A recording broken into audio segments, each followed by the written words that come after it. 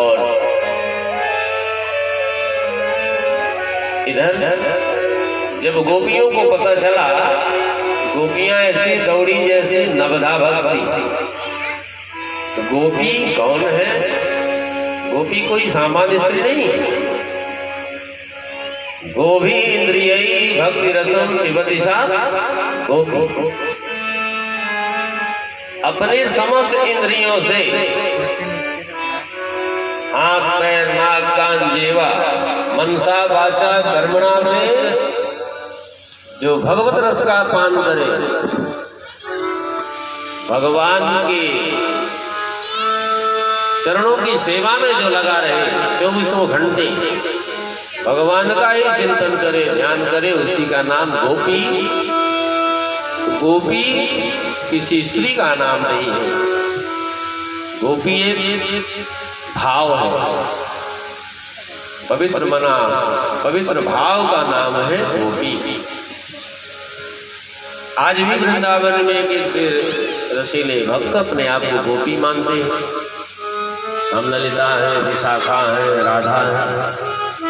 तो गोपी एक भाव है, आत्मा होती है, होता नहीं है।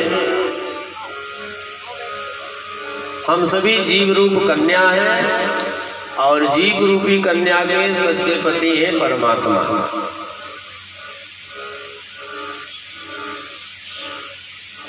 बोल भक्त वत्सल भगवान की जय, जय जय श्री राम। तो सुखदेव जी कहते हैं कि हो गई कि लाला का अभिषेक करने के बजाय अपना ही अभिषेक करने लगे। दूध दही की मटकियां अपने सिर में उड़ने लगे। ऐसे प्रेम में बावली हो गई।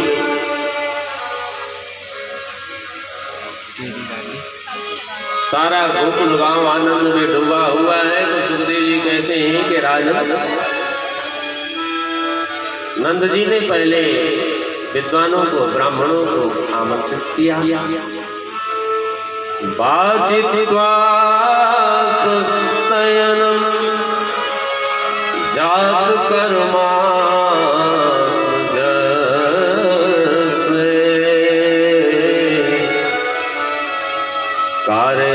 कारयामास विधिवत पितृदेवार्चनं तथा। विद्वानों को बुला करके बढ़िया स्वस्थ भाषण कराया और अन्न के 7 बड़े बड़े ढेर पहाड़ बना करके ब्राह्मणों को दान किया। 2 लाख गायों का दान किया। और आज मैया को खुली छूट दे रखी बाबा ने कि जो तुम्हारे हाथ लग जाए, जो सामने दिख जाए, उसे देने में संकोच मत करना। तो मैया हीरे जवाहिरात अन्न वस्त्र धेनु जो हाथ लग जाए, जो सामने आ जाए, उसी को दान करो। लेकिन वहां एक आश्चर्य होता कि मैया जिसको दान देती कोई अपने पास ना रखता, वो दूसरे को देता, दूसरा तीसरे को, ऐसे करते करते घूम फिर के वही हाथ लग जाए पुनः मैया के भंडार में पहुंचे। इसका अर्थ ये है कि भगवान के उत्सव में, धार्मिक कार्यों में हम जो खर्च करते हैं उसका 1000 गुना करके भगवान वापस करते हैं। इसीलिए कहते कि भंडार कभी खाली नहीं होता। हम जितना लुटाते जाते हैं उतना ही एक तरह से भगवान उसको भरते जाते हैं। धर्म की धन ना घटे जो सहाय रघुवीर। हमारे शास्त्र भी कहते हैं कि धन रक्षा चाहते हो धनवानो तो दान करना सीखो। कुएं से निकलेगा नहीं पानी तो सड़ जाएगा पानी। वैसे जिस कूप का जल का उपयोग नहीं होता है तो उसमें बदबू आने लगती है, और जिसका उपयोग होता है इसमें बदबू नहीं आती, निर्मल रहता है। तो कुएं से निकलेगा नहीं पानी तो सड़ जाएगा पानी। इसीलिए कहते हैं कि अपनी कमाई के दशांश भगवत कार्य में खर्च कर ही देना चाहिए।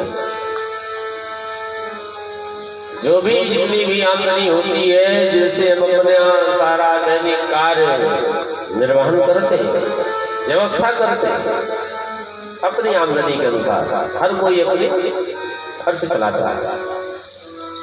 कोई 50 लाख पा रहा वो भी चला रहा, कोई 20 लाख पा रहा वो भी चला रहा, जो 10,000 पा रहा वो भी चला रहा, 5,000 वाला भी चला रहा, और सब अपने अपने सामर्थ्य के अनुसार अपना दैनिक कार्य निर्वहन सब करते, अपना परिवार पालते हैं। उसी प्रकार उसी धन से भगवान के लिए भी वशा करो, भगवत कार्य में खर्च करो। अगर हम नहीं करते हैं तो फिर भगवान लेना भी जानता है, वो अपना हक ले ही लेंगे, जैसे लेंगे।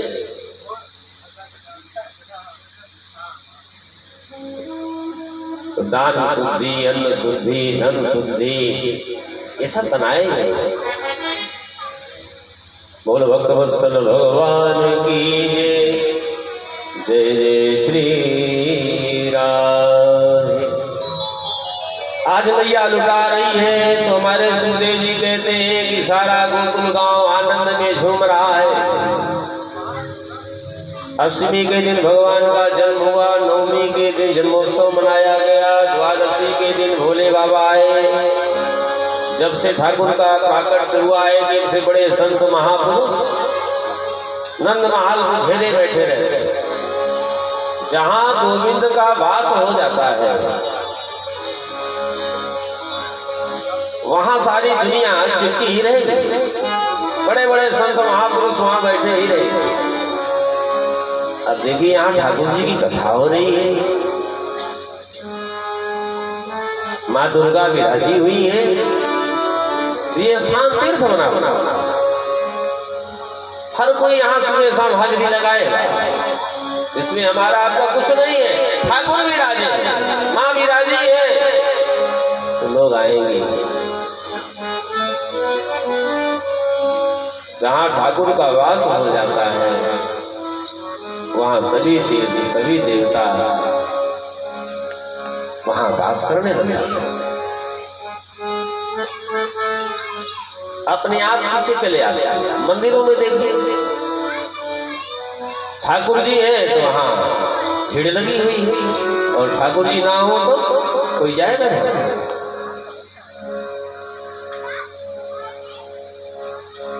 हमारे भोले बाबा आते हैं, भगवान के मनोहर स्वरूप का दर्शन करके कैलाश प्रस्थान करते हैं। त्रयोदशी के दिन आज नंद जी को स्मरण हो गया कि कंस को हमने कर नहीं दिया। तो सुखदेव जी कहते हैं राजा, अब तक तो गोकुल आनंद में झूम रहा था, सब आनंद में डूबे हुए थे, बहुत अच्छा, किसी को कोई समस्या नहीं थी। और जैसे ही नंद बाबा ने कंस का स्मरण किया कि वहां विपत्ति आ गई, पूतना मौसी पहले से तैयार हो गई।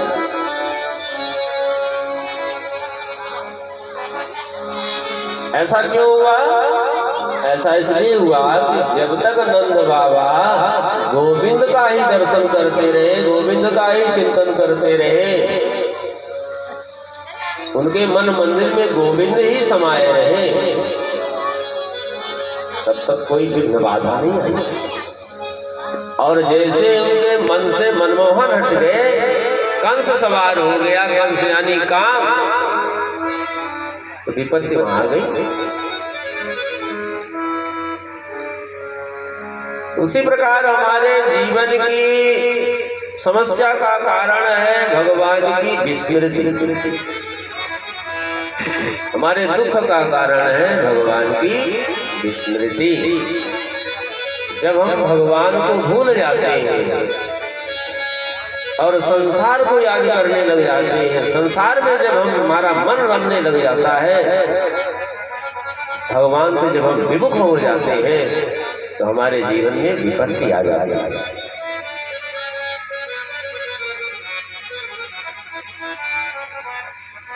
इसलिए चाहिए कि अपने सूक्ष्म मन से भगवान की स्मृति सदैव बनाए रखें। जैसे हर किसी का ख्याल रखते हो वैसे ठाकुर जी को भी ख्याल रखना। एक पल के लिए भी उनसे विभक्त ना हो, और जैसे विभक्त जीव हो जाता है वैसे उसके जीवन में समस्या आ जाती है। तो हमारे सुख का कारण है भगवान की स्मृति और दुख का कारण है भगवान की विस्मृति। ये जो दो स्पीकर है उनका मुंह इधर करना उधर क्यों? इसीलिए हमारे संत कहते हैं कि भजो राम सीता, भजो राम सीता, जो सुख चाहो भाई, इसलिए दुनिया में नर देह पाई। सीता सुख चाहो भाई, इसलिए दुनिया में नर देह पाई। जो राम सीता जो सुख चाहो भाई, इसलिए दुनिया में नर देह पाई। राम सीता सुख चाहो भाई, इसलिए दुनिया नर देह पाई। बोल दुर्गा मैया की जय। यदि जीवन में सुख शांति चाहिए तो भगवान के चरणों को पकड़ लो, सच्चे हृदय से उनके पुजारी बन जाओ, कहीं भटकने की जरूरत नहीं है। नहीं तो भागते रहो तो ये पंडा बाबा तो वो पंडा बाबा तो वो ऐसा बताएंगे तो वो ऐसा बताएंगे। जब हम भोजन करेंगे तभी हमारी भूख मिटेगी। कोई कह दे कि आज रसगुल्ला हम खा लेंगे और स्वाद तुम्हें मिलेगा, ऐसा हो सकता है क्या? सच्चे हृदय से ठाकुर जी को कोई अपना बना ले और वो संसार में दुखी रहे, ऐसा कभी हो ही नहीं सकता। तो आज नंद जी को जब कंस का स्मरण आया तो नंद जी दौड़े दौड़े आए हैं यशोदा मैया के पास। यशोदा कौन? यशा ददाति पिति यशोदा, जो मान प्रतिष्ठा बढ़ाई दूसरों को दे और अपयश अपने पास रखे, उसे कहते हैं यशोदा। नंद का अर्थ है नंदयति सर्वजनान सनंदा, जो सबको आनंद दे, प्रेम दे, सुख दे। जिसके पास बैठने से आनंद मिले, सुख मिले, वो है नंद। तो जब नंद यशोदा जैसा हमारा दाम्पत्य जीवन बन जाता है तो गोविंद कहते हैं मैं तुम्हें बात्सल सुख देने के लिए, प्रदान करने के लिए तैयार हूं। तो नंद यशोदा बन तो सही। 80 वर्ष की आयु में मैया यशोदा के घर छोरा भयो। जो कोई गोपी पूछे सोई मैया यही बोलती सब आप ही की कृपा से है, इसमें मेरा कुछ नहीं। ऐसी थी मैया यशोदा।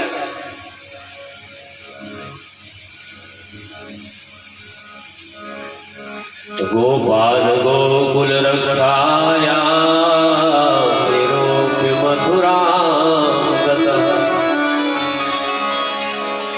नन्दकंसस्य वार्षिक्यं करदातुं कुरुग्रह। आज गोकुल का सारा भार गोकुल के उन गोप बालकों को भार सौंपा और मैया से बोले बढ़िया सुवर्ण थाल तैयार करो, मैं कंस को कर दे आऊं, कहीं ऐसा ना हो कि कोई उत्पात मचाए। बढ़िया सुवर्ण थाल लेकर के नंद बाबा भागे चले, कंस को कर प्रदान किया और बताया कि ढलती आग में मेरे घर छोरा भयो सोई। कंस ने आशीर्वाद दिया कि बड़ा होकर के राजा बने, शीघ्र इसके शत्रुओं का संहार हो जाए, पर वो क्या जाने कि मेरा ही संहार करने आया।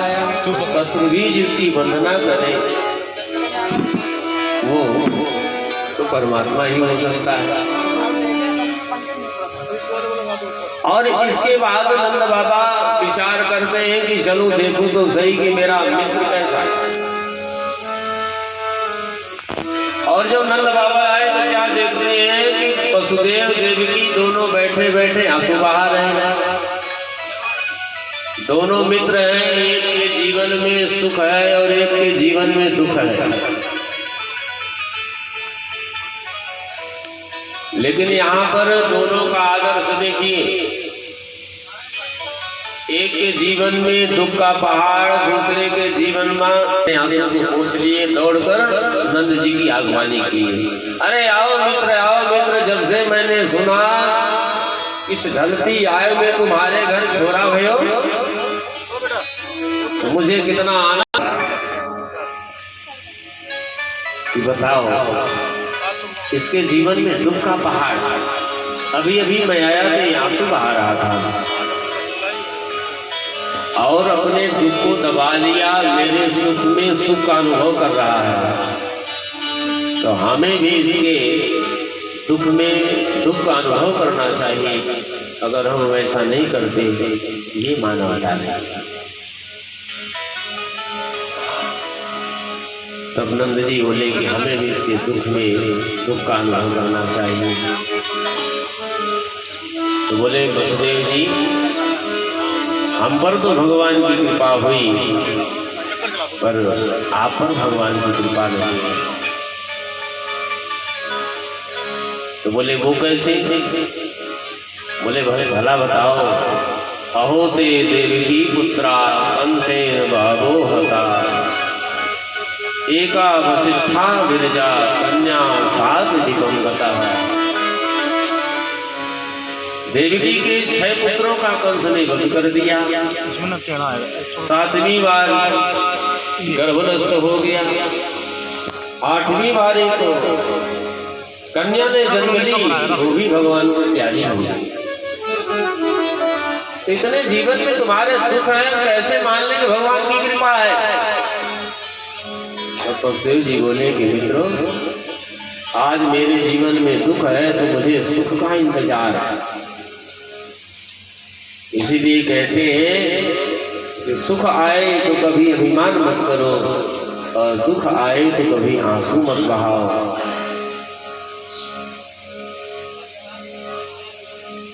जीवन के सफर में आशा और निराशा है, मिलकर बिछड़ जाना जीवन की यही परिभाषा है। तो ये सुख दुख चलते रहते हैं, ये आते रहते हैं, घबराओ मत। दुख आए तो डटकर मुकाबला करो। जिंदगी कितनी भी बदतर हो फिर भी जीना चाहिए। कितनी भी बदतर हो फिर भी जीना चाहिए और डटकर इंतजार करो। आज दुख है तो कल सुख भी आएगा, और जब सुख रहे तो फूलो मत, पता नहीं कब दुख आ पहुंचे। तो जब ऐसा भाव अपने अंदर बना रहता है तो जीव निराभिमानी रहता है, दीनहीन बना रहता है, सरल सहज बना रहता है।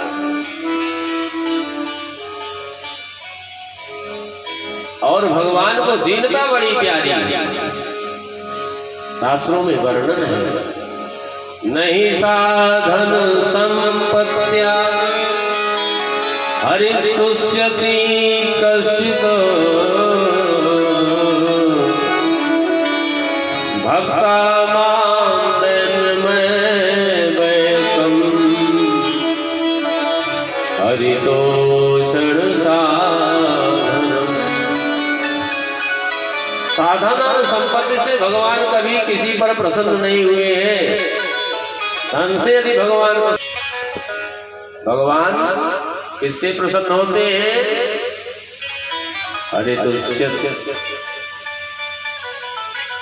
हरितोषण साधनम।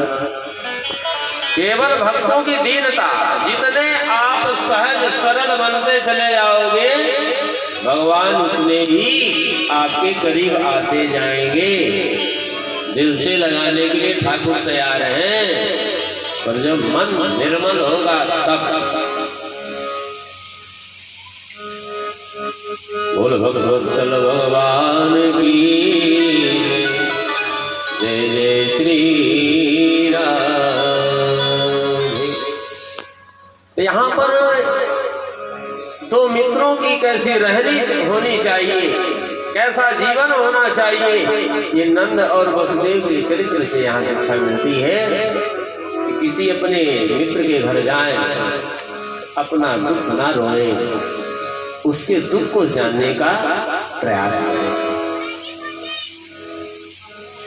अगर हमारे जीवन में दुख है और हमारे मित्र के घर सुख का संयोग बना है तो उस समय अपने दुख को दबा के उसके सुख में सुख का प्रदर्शन करना चाहिए, अनुभव करना चाहिए।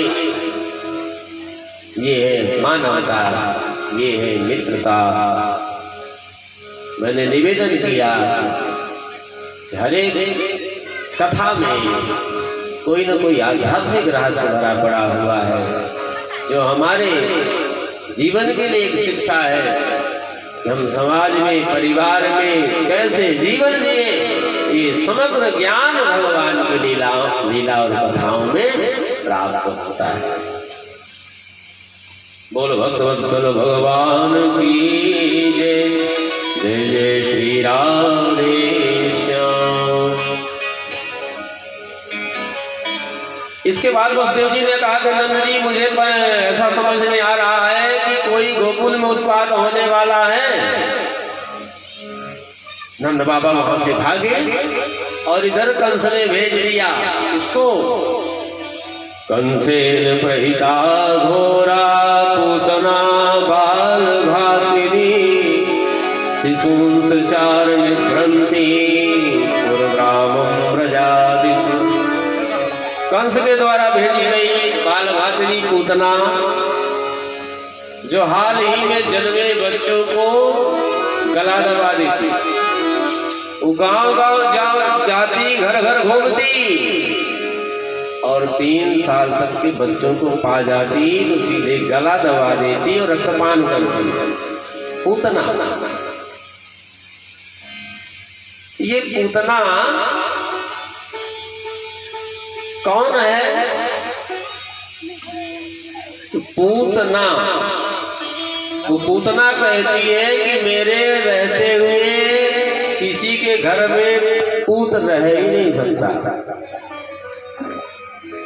पूतना, पूत माने पवित्र, जो पवित्र नहीं है वही है पूतना।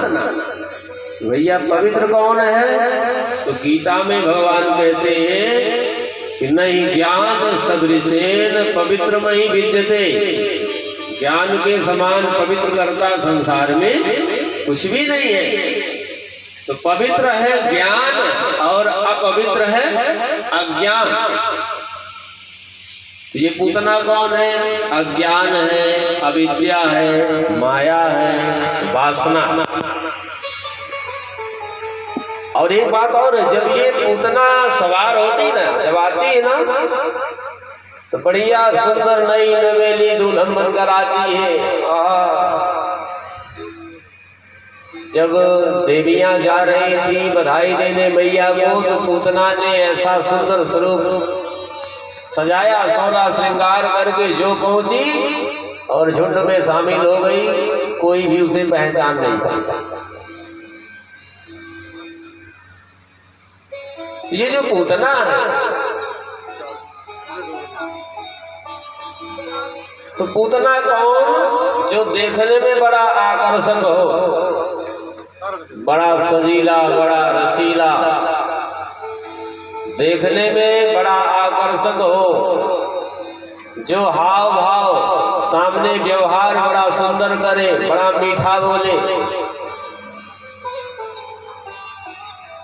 जो हाव भाव व्यवहार बड़ा मीठा प्रदर्शन करे और उसके हृदय में हलाहल विष भरा हो, कुटिलता का विष भरा हो, वही है पूतना।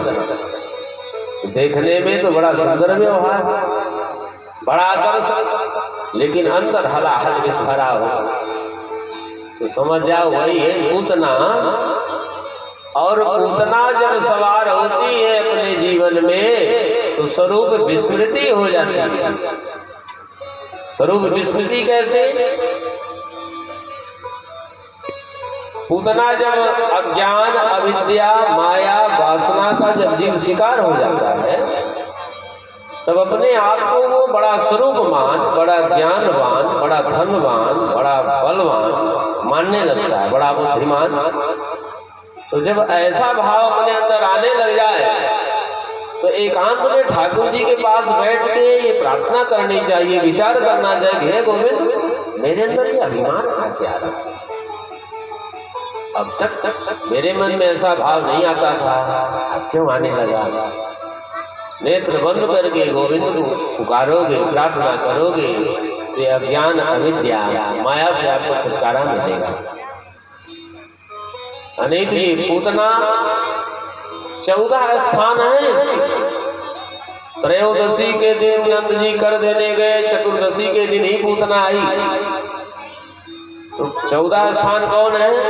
5 ज्ञानेंद्रियां, 5 कर्मेंद्रियां, मन, बुद्धि, चित्त और अहंकार। इन 14 स्थानों में पूतना मौसी के ठहरने का स्थान है। बोल भक्तवत्सल भगवान की जय, जय जय श्री राधे। बढ़िया झुंड में पूतना मौसी शामिल हो गई, पहुंच गई सीधे नंदबाल में। सभी देवियां बधाई देने लगी, अरे मैया बधाई हो, यशोदा बधाई हो, यशोदा बधाई हो। तब तक पूतना मौसी भी पास में गई, लगी बधाई देने, अरे बहन बधाई हो, बहन बधाई हो। जब से मैंने सुनी तेरे घर छोरा भयो, मैं तो आनंद में ऐसी बाबरी है गई कि पूरे घर का काम छोड़ी भागी दौड़ी चली आई। तब तक मैया यशोदा को लगा, जान न पहचान मैं तेरो मेहमान, ये मेरी बहन कहाँ से आई? मैया की आंख फटी की फटी रह गई। पूतना समझ गई कि ऐसा ना हो मुझे पहचान जाए। तुरंत बाल को लगी घुमाने, ये आंख फाड़ फाड़ कर कहा देख रही, लोगों ना पहचाने का। तब मैया को लगा कि अगर ये कह दूंगी नहीं पहचानती तो बेचारी बुरा मान जाएगी। कभी कभार ऐसा होता है कि सामने वाला पहचानता है लेकिन हम नहीं पहचान पाते, तो फिर बनावटी कहना हाँ हाँ हाँ पहचान जाए, क्योंकि सामने वाला बुरा ना मान जाए। उसी प्रकार मैया विचार करती हो गया, सभी बहन माए सही तू ककेरी ममेरी पुपेरी चचेरी काऊ बहन तो हो गई करेगी। हाँ बहन मैं पहचान गई, बोले अपने लाला का मुखड़ा दिखाए दे। तो मैया बोली कि हालय में सुलाए हो, पालनों में पौड़ा के हालय आई हो, दूर से जाइयो, दूर से दर्शन करके आइयो, जगाइयो माँ, मैं थोड़ा सा दूसरों काम कर ले। मैया दूसरे काम में लग गई। पूतना मौसी पहुंची, भगवान ने धीरे से नेत्र खोल लिया, मौसी जी आ रही हैं, क्या बात है?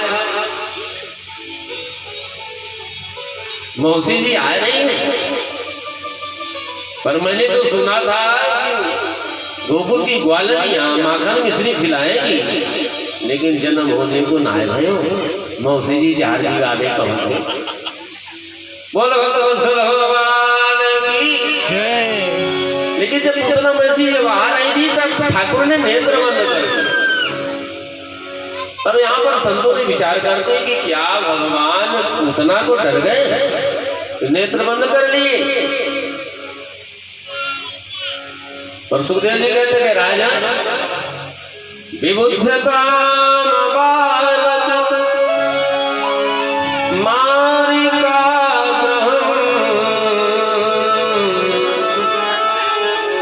चराचरात्मा सन्मीलिते क्षण विबुद्धताम बालक मारिकाग्रहम। चराचर जगत के स्वामी है और जगत नियंता है। आज सामान्य शिशु की बात पालने में पड़ा हुआ है, वो तो अंतर्यामी है। लाख छिपाओ आप अपनी करतूतों को, परिवार को छिपा सकते हो, समाज को छिपा सकते हो, लेकिन वो तो 1000 आंखों वाला बैठा है, उसे आप नहीं छिपा सकते, नहीं छुपा सकते। चराचर जगत के स्वामी है, वो जान गए कि पूतना मौसी बाहर से तो बड़ा सुंदर हाव भाव कर रही है, लेकिन अंदर हरा हल विष भरा हमें मारने आ रही है, इसलिए नेत्र बंद किए।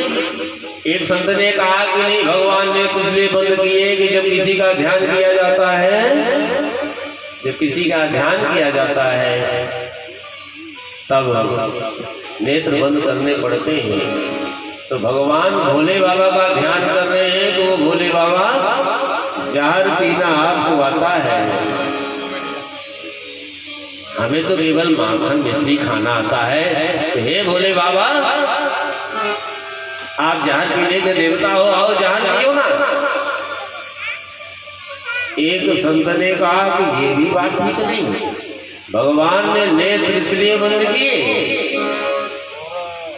कि पूतना नारी है। भगवान विचार करते हैं कि नारी वध के योग्य नहीं है, नारी से लड़ने में, झगड़ने में, उसे मारने में कौन सी बड़ाई वीरता मिलेगी, इनाम मिलेगा हमें।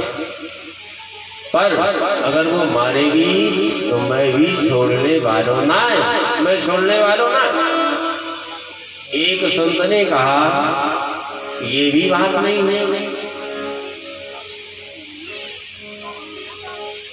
बोल भक्त वत्सल भगवान की जय,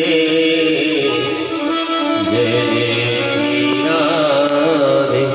एक संत ने कहा कि भगवान ने नेत्र इसलिए बंद की कि पूतना है अज्ञान, भगवान है ज्ञान, और भगवान जिससे नजरें मिला देते हैं वो कभी अज्ञानी रह ही नहीं सकता। तो भगवान यदि पूतना से नजर मिला देंगे तो पूतना को भगवान के स्वरूप का ज्ञान हो जाएगा। तो मैया को बात ये बता देगी,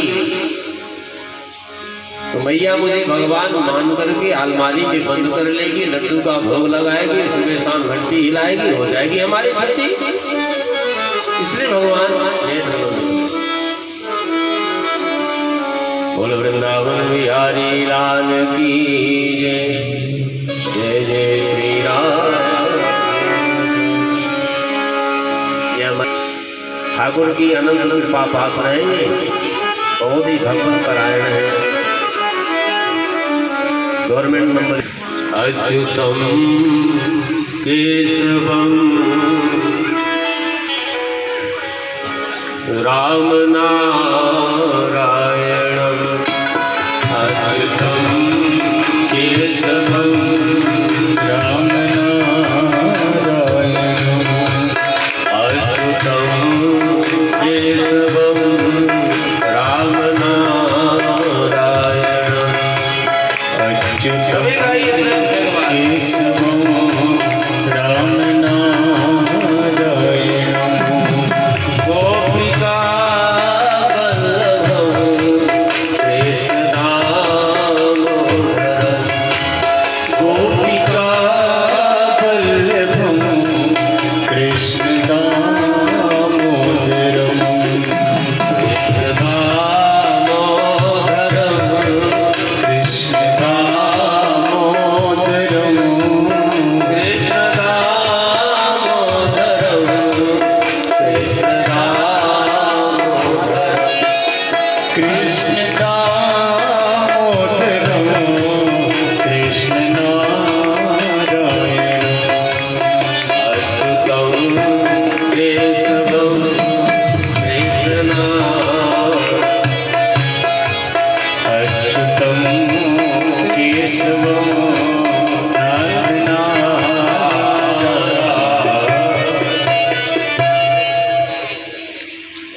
बोलो भक्त वत्सल भगवान की जय जय श्री राधे।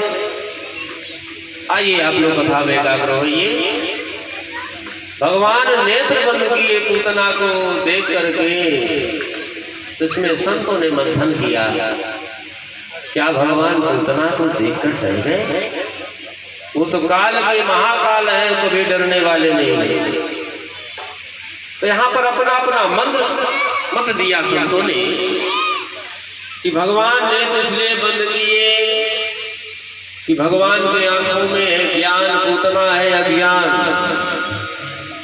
भगवान जिससे नजरें मिला दे वो कभी अज्ञानी रह ही नहीं सकता है। तो पूतना को अज्ञानी रहने देने के लिए भगवान ने नेत्र बंद कर दिए। और दूसरी बात, भगवान ये भी विचार करते हैं कि लाख कुटिलता का भाव भर कर ये आ रही है, मुझे मारने आ रही है, लेकिन व्यवहार तो ये माँ का कर रही है ना, मुझे गोद में लेगी, मुझे स्तनपान कराएगी, ये तो मेरी माँ हो जाएगा। लाख इसके अंदर कुटिलता का विष भरा है, लेकिन व्यवहार तो माँ का करेगी ना, मुझे गोद में लेगी, अपना स्तनपान कराएगी, ये तो मेरी माँ हो जाएगी। तो कौन सी गति मैं प्रदान करूं, ये विचार करने के लिए भगवान ने नेत्र बंद कर दिए। भगवान हमारे गोविंद जैसा दयालु कृपालु कौन होगा? ऐसी उस दुष्ट राक्षसी पूतना के भाव को जानकर भी भगवान विचार कर रहे हैं, ये तो मेरी मैया का कार्य करेगी, मेरी माँ हो जाएगी, इसलिए नेत्र बंद किए। बहुत संतों ने यहाँ भाव दिए। और इसके बाद पूतना मौसी सीधे लाला को उठाई, गोद में ली, शिला में बैठ गई, अपने स्तन को लाला के मुख में डाली। हमारे गोविंद बढ़िया पहले जमकर स्तनपान किए। जब पेट भर गया तो पान करते करते तब उसके रक्त को पीना प्रारंभ किए। रक्त का पान करते करते जब प्राण को खींचने लग गए, तब पूतना मौसी के मर्म चक्षुओं में असा वेदना होने लग गई। सीखी चिल्लाई, लाला छोड़ दे, छोड़ दे, छोड़ दे। भगवान कहते, मौसी जी मेरी मैया ने पकड़ने सिखाए, छोड़ना ना सिखा। मैं किसी को आसानी से पकड़ता नहीं, और जिसको पकड़ लेता हूं फिर उसे छोड़ता नहीं। कृष्ण ग्रह ग्रहित आत्मा न वेद जगदीशं। कि परमात्मा एक ग्रह भी है, ग्रह बड़ा खतरनाक। ग्रह जिसको पकड़ लेना आसानी से छोड़ेगा नहीं। बोले महाराज पता नहीं कौन ग्रह दशा बिगड़ गया मेरे। तो बाकी ग्रह तो कोई भी पूजा पाठ से समझ के उपचार है, लेकिन ये कृष्ण रूपी ग्रह जो है बड़ा खतरनाक। कृष्ण प्रेम जिसे लग गया, ठाकुर अपना बना लिया, वो छोड़ना भी चाहे तो नहीं छोड़ सकते। ये विशेषता है। भगवान कहते मैं किसी को आसानी से पकड़ता नहीं, और जिसे पकड़ लेता हूं उसे छोड़ता नहीं। एक बाद में पूतना चिल्लाई, अपनी राक्षसी स्वरूप में आ गई, आकाशगामी हो गई। सा मुंज मुंचाल नित प्रभाषणी, निष्पीड्य माना खिल जीव कर्मणि। अरे लाला छोड़ दे, छोड़ दे। यही करते करते भगवान ने एक बगीचे में पूतना को छोड़े। जो पूतना गिरी, एक जोरदार धमाका हुआ, और पूतना के चीत्कार से सारी धरती गूंज उठी। मैया यशोदा भागी बाहर आई, दौड़कर पालने में गई। लाला का कहीं पता नहीं। सारी गोकुल की देवियां चीखने लगी, चिल्लाने लगी, दौड़ी भागी। सब आई तो क्या देखती है कि शिला दे पूतना पड़ी। ऊपर देखे तो बढ़िया लाला हाथ पैर चला के खिलखिला रहे। सबने सीढ़ी लगाई, सीढ़ी लगा कर जाकर नीचे लाए, बढ़िया गौमूत्र से स्नान कराए। एक गंगी गाय थी, उसकी पूंछ को पकड़कर 4 बार घुमाए। इस राक्षसी की अगर कुदिष्ट लाला पे लग गई हो तो क्या गंगी गाय में गोपियों का भाव, वो जगत का पालनहार एक सामान्य गाय की पूंछ से नजर उठा गई और भगवान स्वीकार कर रहे। नंद बाबा आए, चुपचाप खड़े कि वसुदेव जी ठीक कह रहे थे, न कोई उत्पात होने वाला है। तब तक मैं अन्य देवियों ने बोली, अरे यशोदा जरा लाला का दिग्गमान तो कराओ। क्या नाम था पिता? माँ का सबसे बड़ा भरोसा होता है अपने शिशु पर। जब वो दुग्धपान अच्छे से करने लगता है तो मैया को भरोसा हो जाता है कि मेरा बच्चा स्वस्थ है।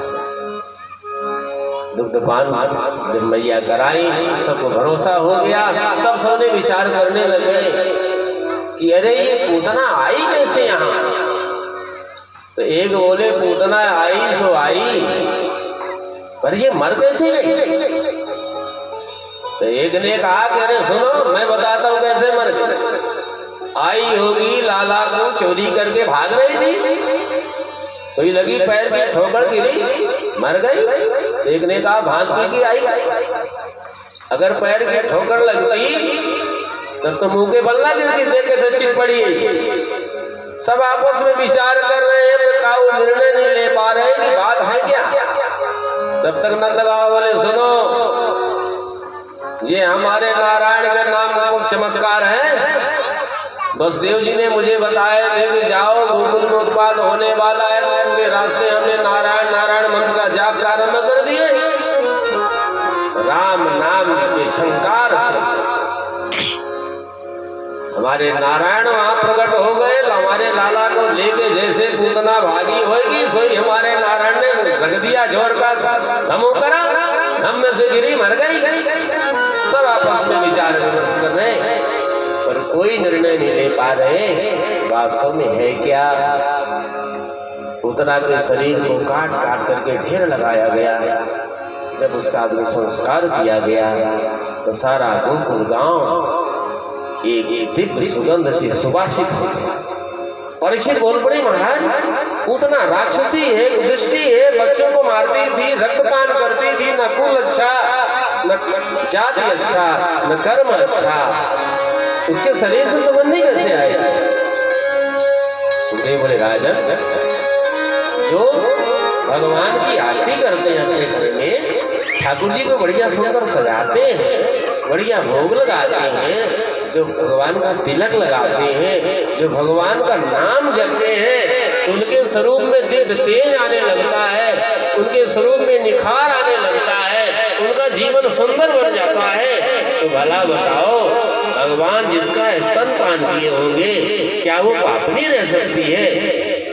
अब भला कौन पापनी कहेगा पूतना को, क्या उसके शरीर से दुर्गंधी निकलेगी।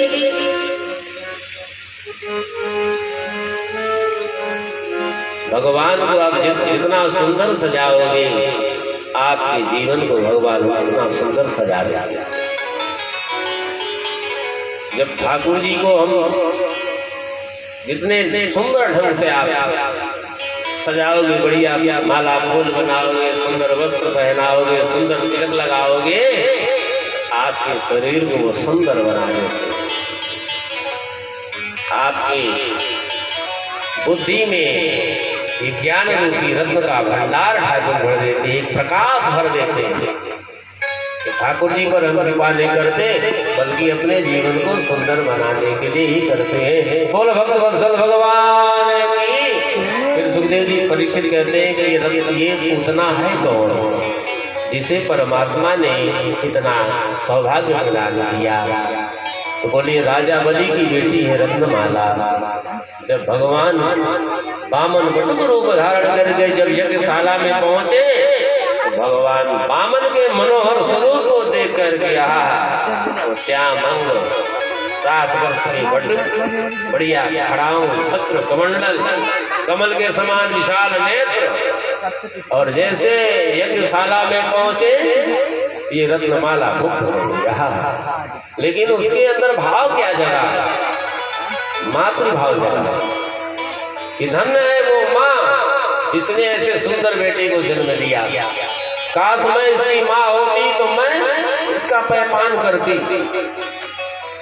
लेकिन जब भगवान ने राजा बलि को छल लिया विराट रूप धारण करके, तो पूतना के मन में द्वेष भाव भी जगा, शत्रु भाव जगा। अरे ये तो छलिया है, मेरे पिता को छलने आया था, मैं मार डालूंगी, छोड़ूंगी नहीं, पकड़ो इसे। तो सुखदेव जी कहते हैं, राजन वही राजा बलि की बेटी रत्नमाला ये पूतना बन करके आई। तो भगवान का नियम है, यथा माम प्रपद्यन्ते तामस तथैव भजामि।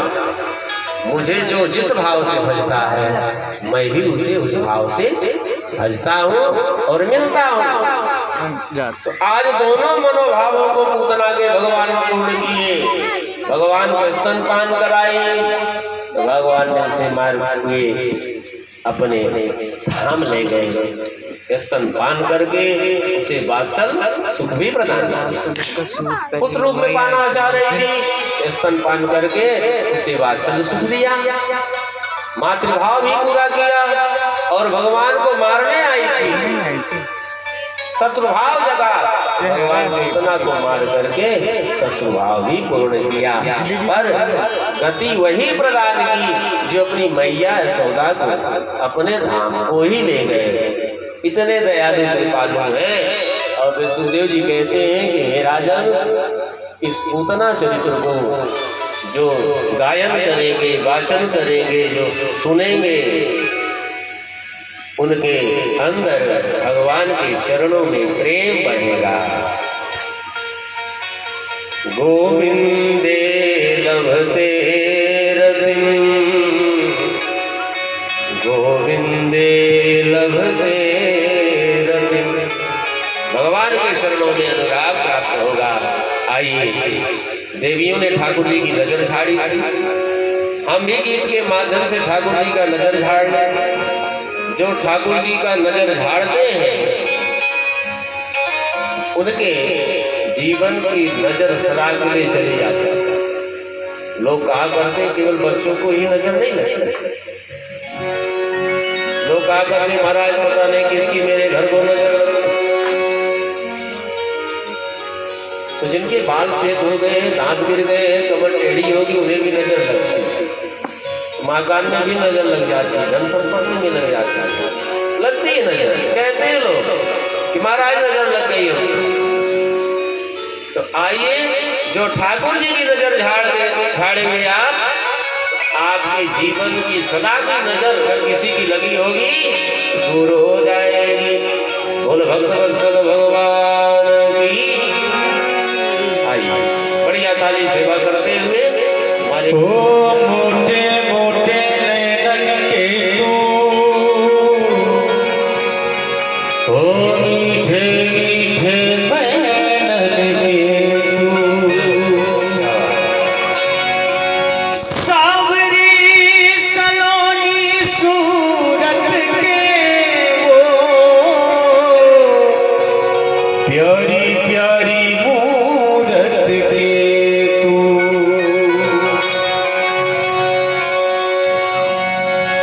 बांके बिहारी कजराने मोटे मोटे तेरे हैं,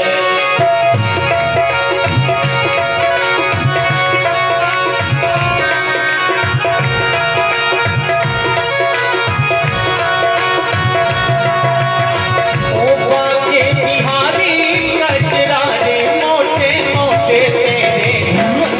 नाचर ना लग जाए, नाचर ना लग जाए, नाचर ना लग जाए।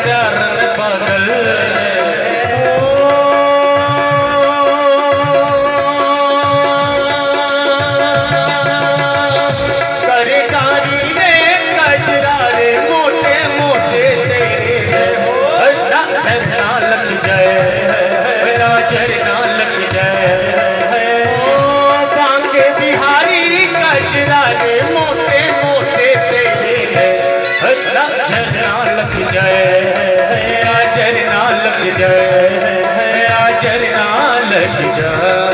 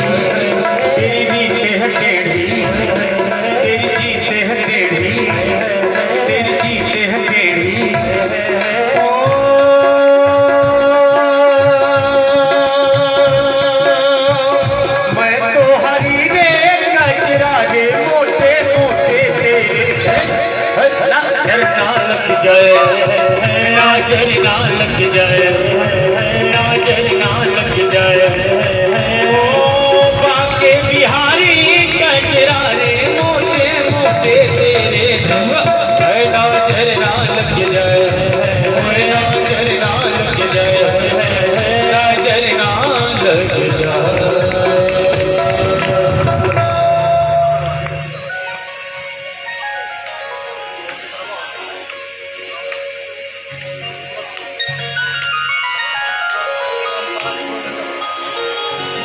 बोल भगवान की जय, जय जय श्री राधे श्याम।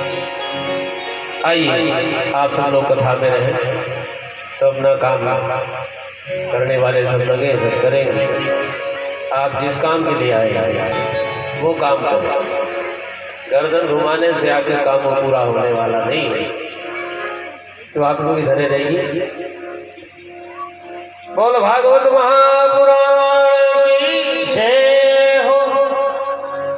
न जाने अब ये अवसर दोबारा मिले ना मिले।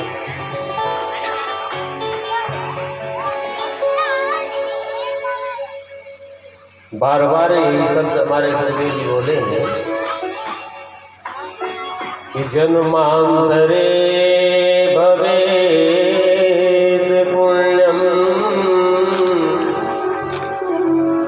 तदा भागवतम लभेत।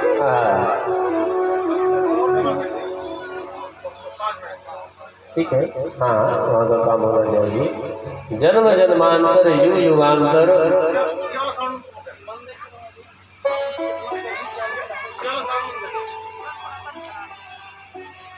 हो जाए भाई, वहाँ का काम जरूरी है।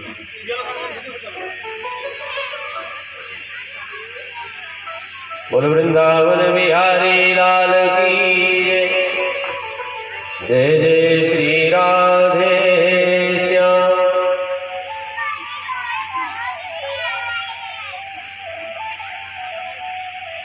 जब जन्म जन्मांतर के पूर्ण बिंदुवत घट में भरते हैं तभी ऐसा सहयोग मिलता है, सौभाग्य मिलता है।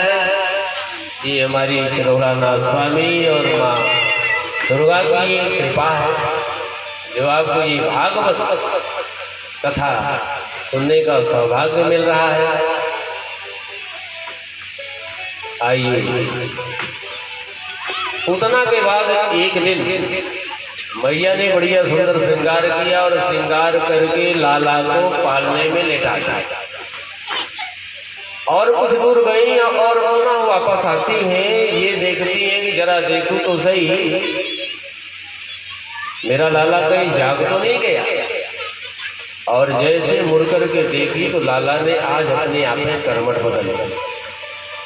जैसे ही करमन लाला बदली, मैया की दृष्टि पड़ी, हुई मैया नाचने लगी।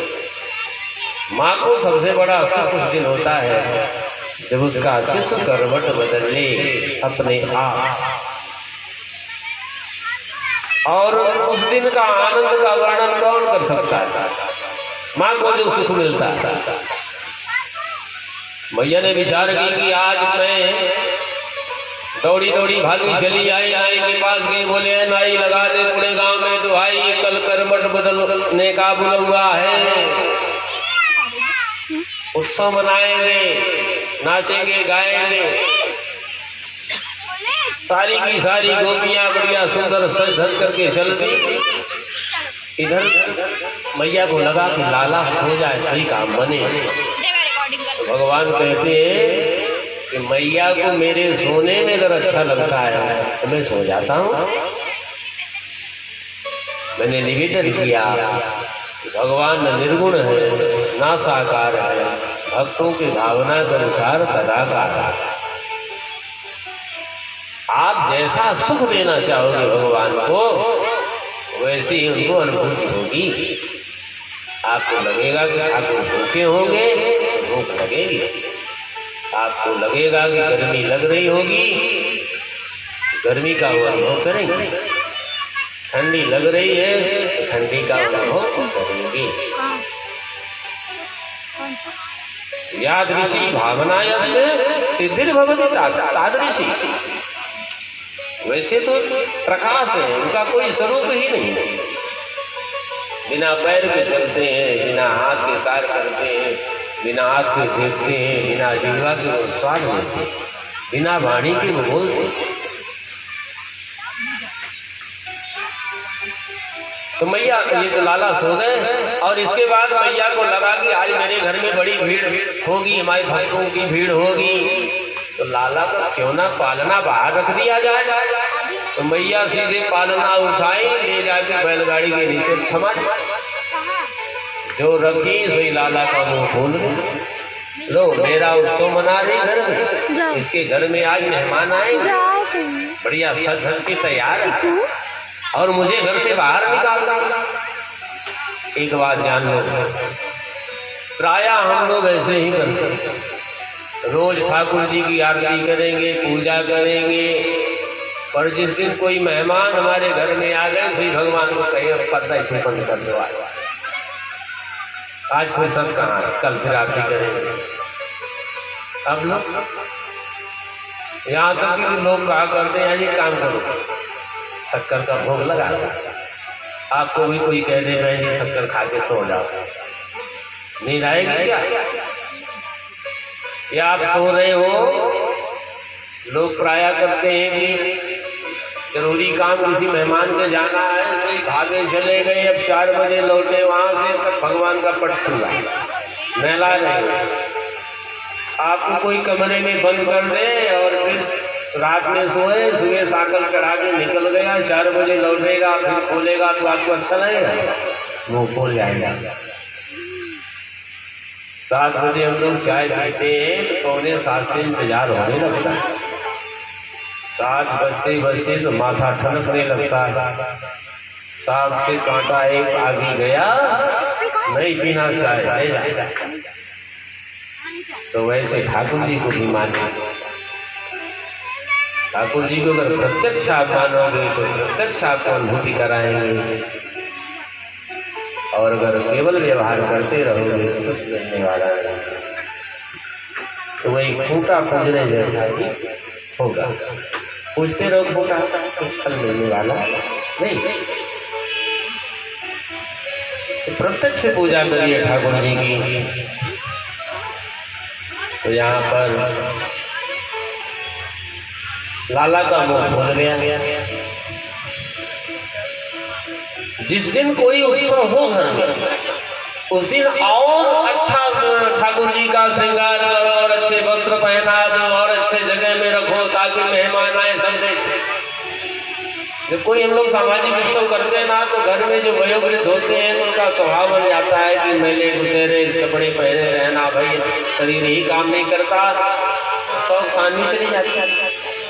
स्वास्थ्य अच्छा है तो बाजी अपने हाथ में, सारी दुनिया मुट्ठी में। स्वास्थ्य गया तो जीवन गया। तो फिर घर के लोग ही कहने लगते हैं, अरे दादाजी आज तो कपड़े अच्छे पहन लो, बेटे बहुत समाज दिखाए। तो बोले हमको ऐसे रहने दो। बोले क्या रहने दे, मेहमान क्या जानेंगे, यही जानेंगे बहू बेटी इनके देते ना हो। तो फिर मजबूरी में पहनना पड़ता। उसी प्रकार ठाकुर जी को भी लगता है कि आज इसके घर में मेहमान आएंगे तो बढ़िया वस्त्र पहना दे, बढ़िया श्रृंगार कर दे, बढ़िया मुझे सजा दे, ताकि मेहमान देखें। आप देखिए जब कोई बढ़िया नया कपड़ा आदमी पहनता है ना, तो ये प्रतीक्षा रहती कि सामने वाला कहे बहुत अच्छा लगा। अगर सामने वाला ना देखे तो 2-4 बार हाथ इधर उधर करेंगे ही, ताकि पूछे ले अरे लाए हो क्या।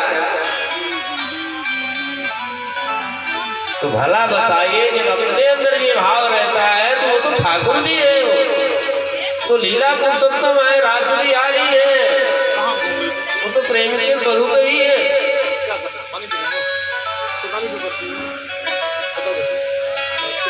अगर हम ऐसा नहीं करते तो उसी समय ठाकुर जी हमारा त्याग कर देते। इसी को कहते हैं छल।